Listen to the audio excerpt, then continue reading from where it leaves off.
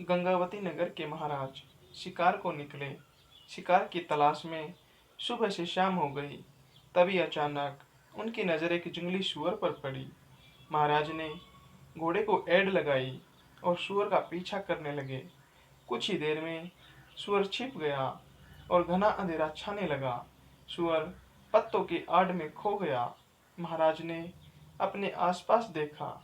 उनके निकट कोई सैनिक न था।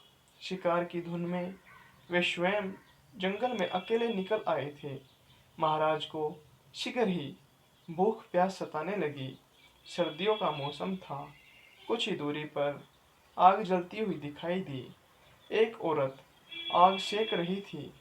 उसने महाराज को नहीं पहचाना और बोली, मुसाफिर हो क्या? भूखे प्यासे भी लगते हो। महाराज ने सिर हिलाकर हामी भरी। उस औरत का नाम नीलमा था। वह खाने के लिए थोड़ा सा भात और सब्जी ले आई। भोजन स्वादिष्ट था।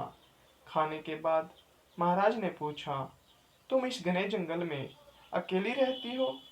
नहीं, मेरे पति भी साथ रहते हैं। वह अभी बाजार गए हैं।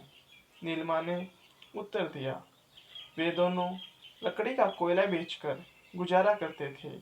उसी समय नीलमा का पति भी आ पहुंचा। उसने राजसी वेश पहचान लिया और महाराज को प्रणाम किया। तब नीलमा को पता चला कि जिसे वह एक मुसाफिर समझ रही थी, वे तो महाराज हैं।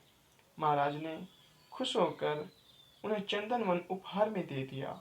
तभी सैनिक भी महाराज की खोज में वहीं आ पहुंचे और महाराज लौट गए।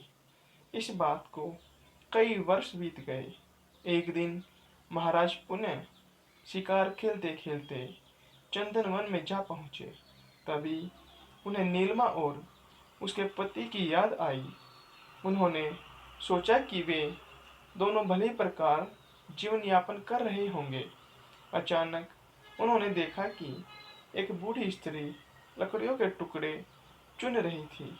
राजा को देखते ही वह स्त्री उनके पैरों पर गिर पड़ी।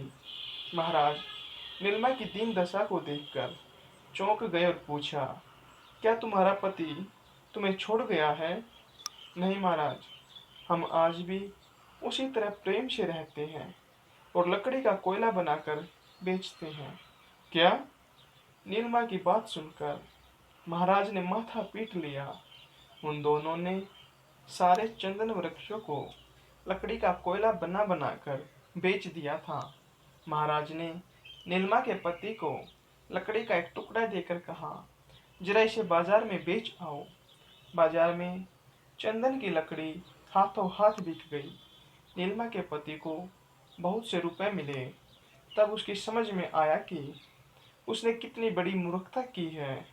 उपहार में मिला चंदन वन उनकी अज्ञानता के कारण नष्ट हो गया। मूर्ख व्यक्ति कीमती और मूल्यवान वस्तु को भी अपनी अज्ञानता और लापरवाही से तो कौड़ी का बना देता है।